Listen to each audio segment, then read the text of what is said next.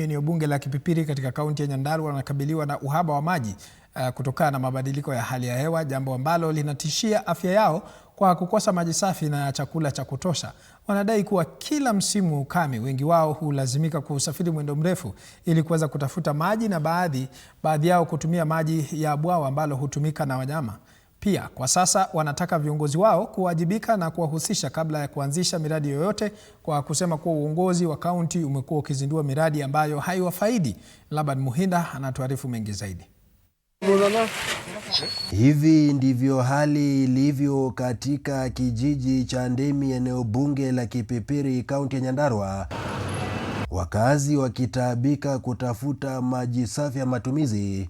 Hii ni kufuatia kipindi kirefu cha ukame. Sasa shida yenye iko hapa ni maji. Emily Gitonga na David Maina, wakazi wa eneo hili, wanaeleza kwamba afya ya wengi imedhoofika kutokana na utumizi wa maji machafu, kuenda mwendo mrefu kutafuta maji na pia kukosa chakula cha kutosha.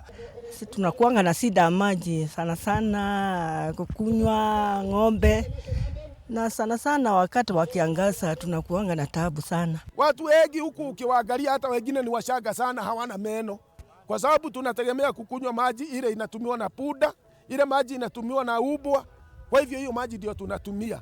Kwa hivyo niombe mheshimiwa atusaidie sana kutushibuliwa bwawa huru. Wakazi hawa wanasema kuwa uongozi wa serikali ya kaunti umewatelekeza kwa kuanzisha miradi ambayo haiwafaidi kama wenyeji, hivyo kuwaacha wakihangaika. Kama county government ingekuja iulize wenye kinyamsubua, kitu ya kwanza sisi tungemwambia tuchibulie maji ya bwawa, kwa sababu wakati wa kiangazi demu ikikauka, hawa mama kuenda kuchota maji, anaenda tu unapata hiyo siku moja amechota mitungi 2 ama 3.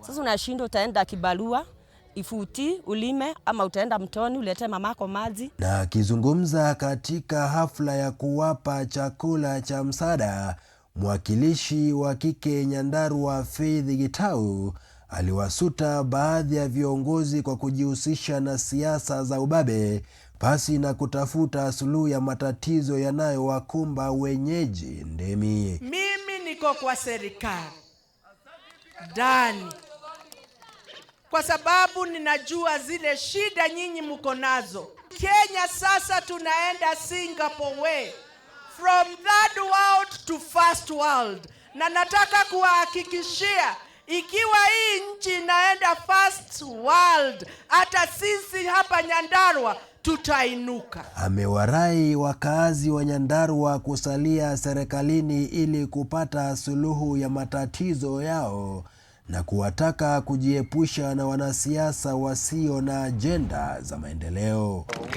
Nikiripotia TV47 nikiwa eneo la Ndemi, kaunti ya Nyandarua, jina langu Laban Muhinda. Asante sana Laban Muhinda kwa